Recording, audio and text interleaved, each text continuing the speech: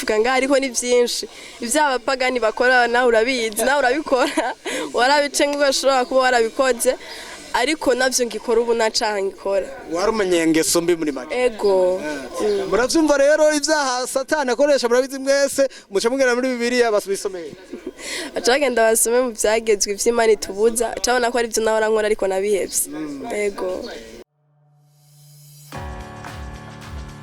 bakunzi ba Yakini TV reka nongere ndabaye mwiriwe nabwakiye bitewe naho muherereye nongere ndabibutse mukore subscribe like na share na comment kugira ngo ibiganiro byacu byabashikara ko umwanya ku wundi kuri microphone muri kumwe na Yakini kuri kamera muri kumwe na DJ Angel kandi babwiye ko ndabakunda cyane gose uno musi rero tukaba dufise abaririmbyi badasanzwe muri gospel abaririmbyi basanzwe batambika isirimba abaririmbyi basanzwe baririmba indirimbo zitandukanye ndetse abaririmbyi bakaba ari abigeme baze batavyorosha aho ari umugwi munini cyane umugwi udasanzwe ntiriwe ndavuga izina ariko banze ufisondiye subscribe ibisigaye turabivugana mu kanya reka tubanze turamutse uri mu kubafu kwacu turabahaye bwakeye amahoro cyane amazina yanyu nitwa Nitezuwera Justin reka turamutse umwigeme wacu nawe ameze neza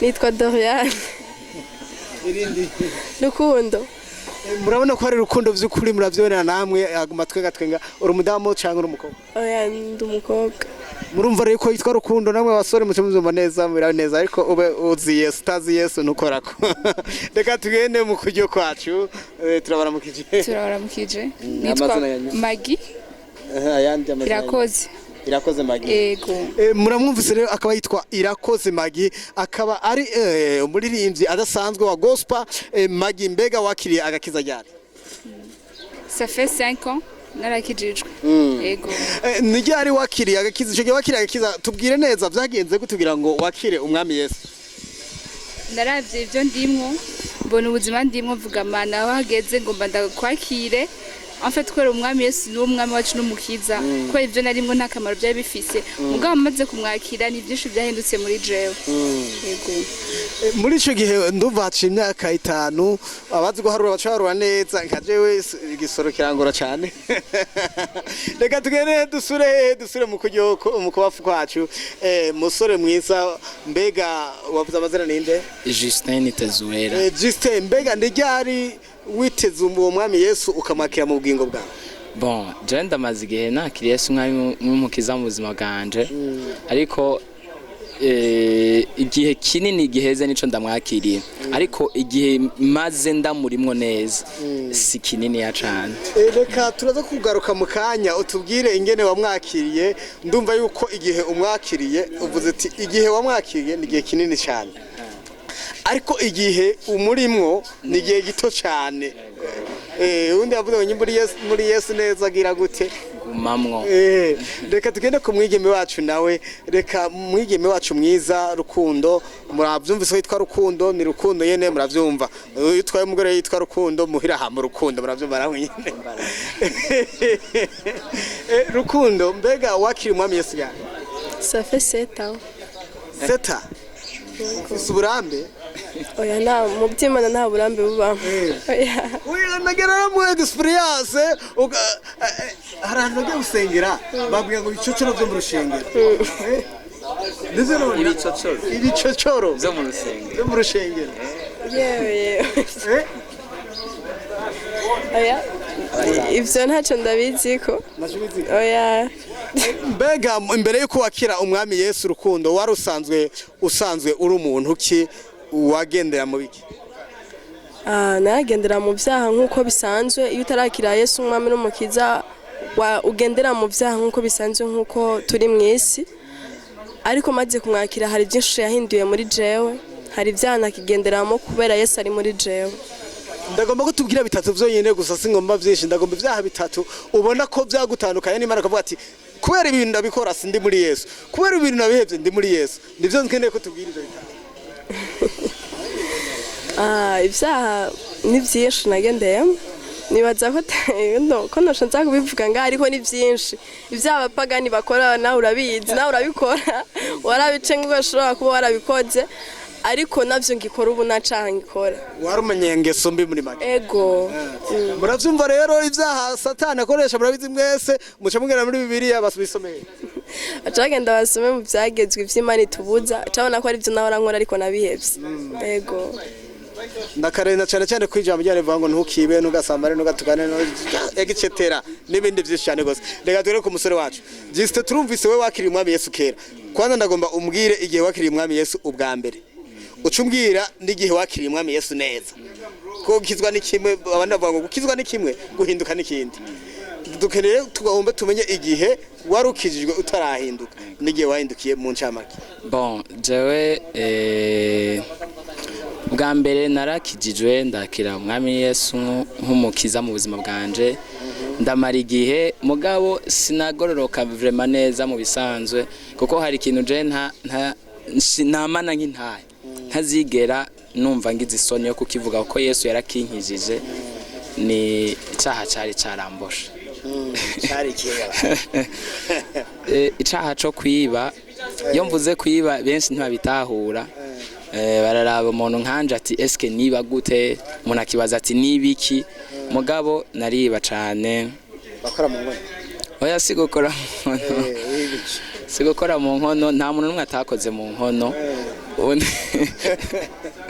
nta muntu numwe atakoze mu nkono bose barakoze mu nkono ariko naribye amafaranga amatelefone kandi amafaranga atari makeya ariko ubu nukuri ndashima Imana ko yambohoye ndi ku rugero rwiza rwo gushora no kugirirwa Imana kugirirwa icizere n'Imana nkitwa umukozi wayo ego mugabo iyo niyo ntahe mfise novuga ico gihe mbega wiba mu rushengero usanzwe kijijwe bon navuze ati narabayeho nkijijwe mugabo ntakijijwe neza ico gihe rero sinari nkijijwe neza niko hakunda umuntu agenda gusenga nk'umugenzo canke kugira ngo famille ibone ko yagiye gusenga canke kugira ngo umuntu runaka abone ko yagiye gusenga mugabo wewe afise iyindi ntumbero canke adafise iyindi ntumbero ariko akaba yaratewe n'abadayimoni bakadetourna intumbero yiwe ego nuko nanje novuga byari bimeze sinza nshobora no kwiyumvisha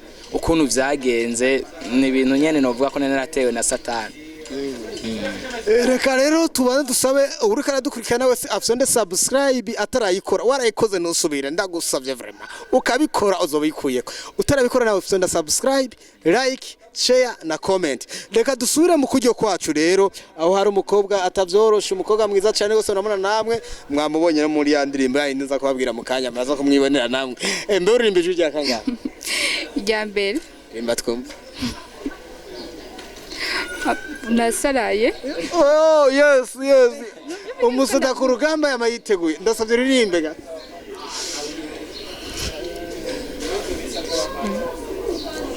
gerageza nari twagenda ku murongo gusenga uracubwiye ngo hashavuye ndagushira kuri baking ntutinye mwana wanje hico natanguye nawe zogisoza ntutinye mwana wanje hico natanguranye nawe zogisoza muravyumvise ngo ntutinye mwana wanje ico natanguranye nawe uzogisohoza nanje nzoba ndi buryo bwa Yesu nicaranye na Yesu urabibona nkanyene reka rero nawe uvuze ngo haciye imyaka 5 wakiriye umwami Yesu mbega wamenye ko wakiriye umwami Yesu ryari byagenze gute tubwire dushinga naye gato iminota umwe ubishiza agaragara byose sivyo nkaho warubereye nk'ubusere kwine mu video ya basatubi n'abandi ariko urabivanga uravuga ati byose ndahevye ndagomba rero dushinga naye mu majambo make en fait nakuze mu muryango bakunda gusenga barakije candabatizwa kwera umuryango kubya nyene byo muri famille sishomye kuvuga imyaka urumva candabatizwa kwera umuryango barakijijwe ego ku myaka 12 mugana agenda gusenga nyene kwera famille bitandimwo en fait nari nkijijwe nkiganzwa na kamere sinari bwakizwe ngo byose ndabihebe oya naragenda gusenga nkagenda mu bindi nkaja gusenga nkaja mu bindi mugabo rero mu nyuma byaratevye ndahinduka ubu sinkiganzwa na kamere narakijijwe complètement byose ndabiheba yego araka kandi gavanga ngo mpisemwo nabwatemo nisemo nisemo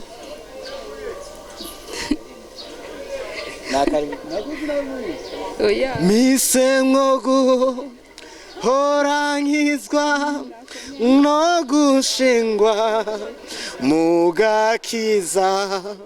mugakiza sinzova umva najenzo havuragira gukizwa na dero ego karibu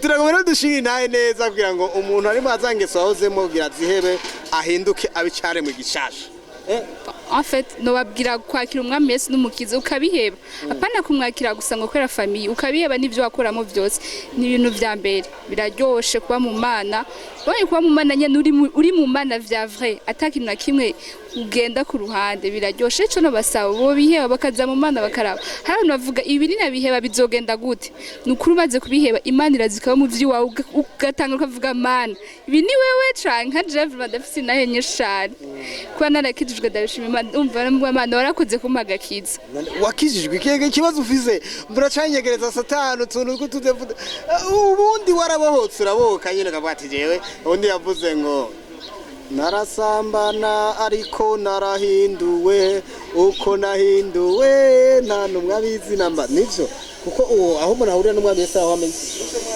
afi je naranyizoga nakudoja mu boîte ni byinshi nyene nagiye bwo narabihebye byose bijye nyene abanyabyaha bakora narabikora Imana tubabarire kandi byane bw'ijyo reka tugaruke hehe mu kubafu kwacu musore turumva ko wamaze guhinduka ukakira umwami Yesu noneho umaze kumwakira ndagomba umbwire ni ryari wamenye ko ufise ingabire yo kuririmba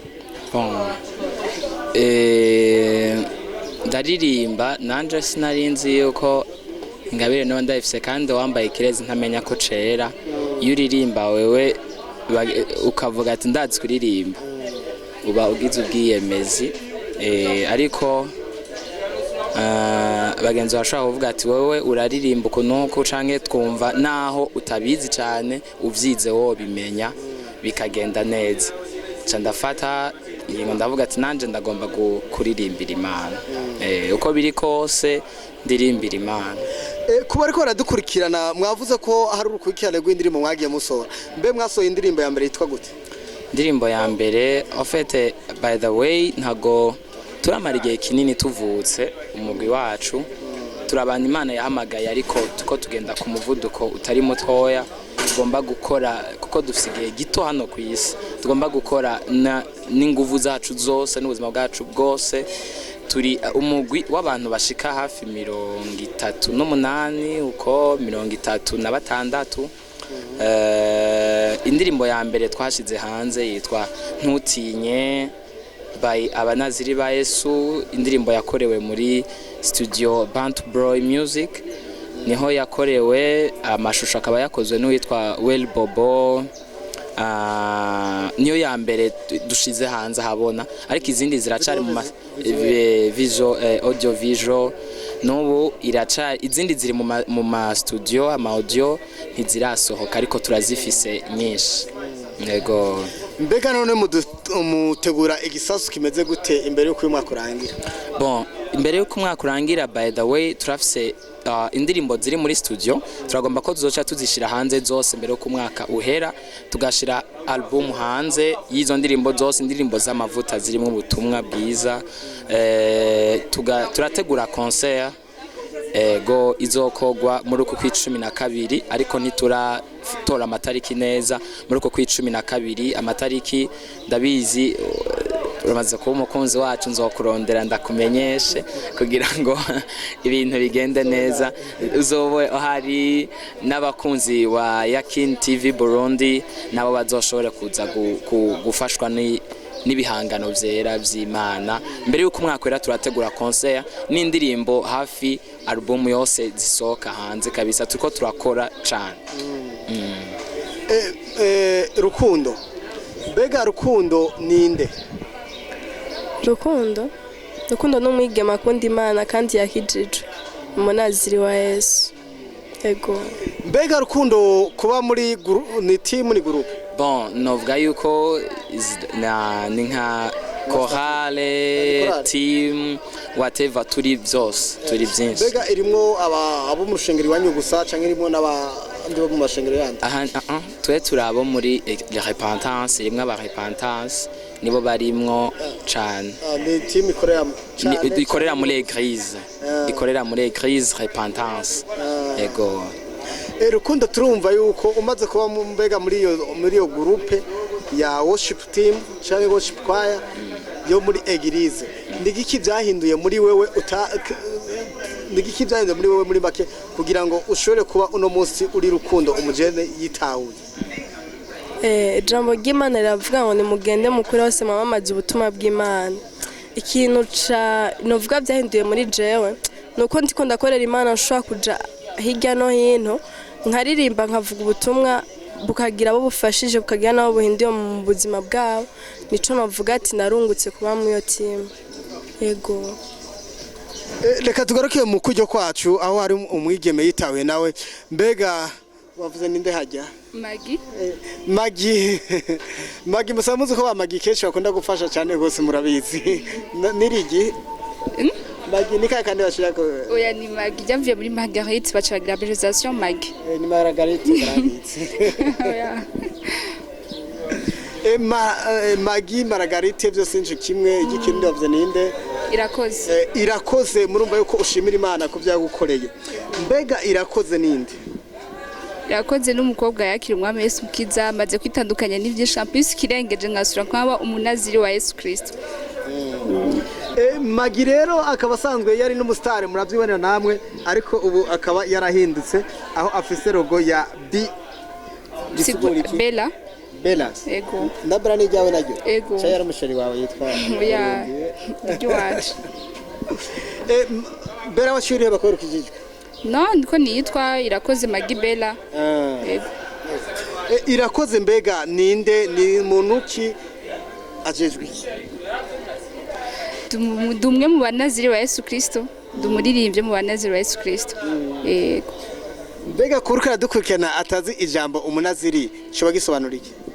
Umunaziri ni umuntu yitandukanye n'ivyaha akegera Imana, ataravye umva ubwaye ibintu byose ukavuga Mana ndaje imbere wawe umva ndakwihaye wese. Reka tugarukane kino kibazo mu ubafu kwacu, umunaziri n'umuntu ki? Bon, naziri bafite amateka menshi muri Bibiliya, na Samson yari umunaziri cambere n'abantu batarambirwa badacika intege b'abanyenkomezi nyinshi kandi bakoreshwa n'Imana. Natwe turabanaziri ba Yesu kandi bakoreshwa n'Imana. Hari ingeso nyinshi abanaziri batagenderamwo, hari ivyo batabamwo, hari ivyo batakora, batari bemerewe ko bapfa kugenderamwo. Natwe twaravuze ati bon, ntitwavuze ngo tuba tugire completement kuko hari ama ntuze abari bafise ari dipa cyane ntago dushobora kuyabamwo gose, gusa rijya zina rira reflectinga imyitwarire n'impinduka no kwibuka icimana yatugize nk'abakristo muri rusange. Ego. Mbega ku muntu yifuza kuza gusengera nk'iwanyu zufate, turazi abantu barakunda kuba abashitsi twamatubona tugese bavuga ati baduhuza amaboko, musanzwe mukorera imirimo yanyu he? Dukorera muri église repentance et repos en Jésus-Christ, iri haruguru ya église Pentecôte nahangwa gatoya ukidugana Avenue de la Mort, juste à côté droite ucubona akabarabara kamwe kinjira muri orpheline nakandi kinjira muri église. Pasteur wacu yitwa Nduwimana Joseph. Ego. Hajya bahita gutajya hano muri repentance ijya église hajya kwijabe. Okay. Ego hajya ni kwijabe, ni muri quartier Jabe. Turabahaye ikaze abakunzi ba Yakin TV Burundi, karibu cyane duhezagirwane. Dimanche après midi ni umwanya wa kirte, abanaziri ni umwanya wa deliverance, ariko mbere ko deliverance iba turabanza tugatambira Imana. Benshi baramaze kubibona, ugiye no ugiye muri channel yacu y'abanaziri ba Yesu karaba munsi harimo ibisirimba ku rwego rudasanzwe, turatambira Imana ku buryo uturavye ko mwibarabara atakintu na kimwe opfa wibagije, ariko turahimbaza Imana mu buryo bwo gutazira, guhimbaza no gutambira Imana igisirimba. Abakunzi b'igisirimba turabatumiye cyane. Ego. Nakaye kamotera ugwaruka rutandukanye ndetse n'abandi abantu bamenye umwami Yesu ariko bari bameze nkawe kera. Bon no bashishikariza cyane ku apana kugendera ku izina ryo kwitwa ngo ndumukizwa gusa, kuko hari abantu benshi bariko barakorera ibyaha mu rusengero mu nzu y'Imana bitwa ngo nabakizwa ariko badahinduka. Dukizwe ariko duhinduke. Bibiliya iravuga ngo muzabamenyera kuzo bama. Hari abantu bakunda kugendera kuri irya jambo kenshi rivuga ngo jewe agakiza kanje kari mu mutima. Mugabo burya igiti cyose nta giti cyama kijana ivyamwe indani mu giti ndani. Igiti cyama ivyamwa bisoka hanze. Rero novuga yuko ivyo ukora nivyo bizotwereka yuko ukijijwe canke udakijijwe. Hama nitwahinduka tukagoroka tugahindukira Imana tuzoshobora guteza imbere n'igihugu ciwacu, tugeze kure igihugu ciwacu, atagwanko atavyiyumviro bibi, atabintu vy'akajagari. Ishengero ry'Imana rizotera imbere, umurimo w'Imana utera imbere, n'igihugu cacu muri rusangi dushishikare gutera imbere. Ego reka tubwire urukundo nawe agira akajambo abwira abigeme bagenzi we turangiza ikiganiro cacu. Ego nk'ikintu nobwira abigemeye nkanje nobabwira ati nibahindukire bamenye Imana, bave mu byaha barimwo, bahindukirire uhoraho nk'uko ijambo ry'Imana ribivuga, kuko iminsi iriko iragenda kandi iriko iratujana. Bave mu byaha, nk'uko iyo uvuye mu byaha hari byinshi bihinduka mu buzima bwawe, kuko nk'iyo umuryango wawe utari ugufitiye icyizere, ariko iyo uvuye mu byaha umuryango warahugira icyizere. Hari n'ibindi bintu ushobora kugira opportunity yo kubibamwo iyo wavuye mu byaha, ariko iyo ukiri muri bya byaha udashobora kubibamwo. Rero si ukuvuga ngo gukizwa no guheba ibyaha ngo ni inyungu gusa yo kuzoja mu ijuru, ariko no ngaha mw'isi turaharonkera inyungu nyinshi zo guheba ibyaha. Rero nabatumirira gukizwa bakava mu byaha barimwo bakabiheba, kuko ibyaha atanikimazi biyoza bitugirira mu buzima bwacu. Reka ngaruke mu kujyo kwanje turangiza tubasaba baturimbe ka karimbo kabo, ariko imbere yuko bakaririmba reka dusubire kwa Irakoze uterera iki ugwaruka wasize hariya waruri, kuko twabonye ko ari umuntu nyene umaze umukobwa amaze bafise rogo kuboko aba musanzwe yarakunda ikirori cyane kandi apana bukebuke hari cyane bisanzwe. Hamico no basaba nuko bakwitandukanye bagaheba ivyaha. En fait bijya bintu turabibamwe nyene ubwo karyoherwa mugabo bifise ingaruka mbi.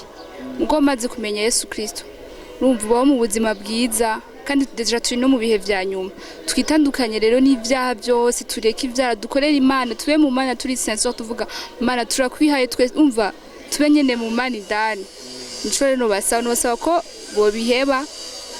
Yego reka nibutse ariko baradukurikirana mu sonde subscribe, like na share na comment, turabakunda. Reka baturi imbere akarimbo kabo kadasanzwe bamaze gushaka urubuga rwa Facebook rwa YouTube, urubuga rukundwa cyane gose, urubuga rudasanzwe. Nawe tugende bagire subscribe kugira ngo ubaspostinge, ushaka kubafasha mu buryo cyane mu bindi bintu ubushoboye. Mwarahezagiwe. Reka re ugende kuri YouTube wandike abanaziri ba Yesu, ushobora kugenda ugafyonda subscribe, like and comment and share our channel. No kuri Facebook turiko turapartager ko ibintu bitandukanye. Abanaziri ba Yesu udufollowing kuri Facebook, hama duhezagirwane hamwe n'ibihimbano vyera. Reka tubasore mu turirimbire ka karirimbo kanyu mufatanyije mu majwi make. Gasinzi gafite ibitero bingahe? Afite ibitero bitatu. Kubera turi kuri kamera reka muvuge kimwe gusa. Ego kuko wabaye w'igiciro kinini mu nyonga zanje, nanje nzabana nawe iteka ntutinye. Kuko wabaye w'igiciro kinini mu nyonga zanje, nanje nzobana nawe iteka ntutinye. Akunzi ba Yakin TV, Imana ibaha umugisha, turabakunda. Mushishikare gufyonda subscribe kuri Yakin TV, musharinge ibiganiro kugira ngo duteze imbere iby'iwacu mu Burundi. Reka ndabasabe rero mukomeze kubasengera. Murazi ko aba ari umurimo utoroshe igikuba cy'uririmbyi, kubera ko umwami yagiserukira. Murazi yuko yakoze amakosa bakamwirukana. Rero ujya mwami yagiserukira yamagifite beef cyane gose n'amajaro menshi. Reka mukomeze kubasengera no kubafata mu mugongo, ari cyo ushoboye uzoshoye kubafasha.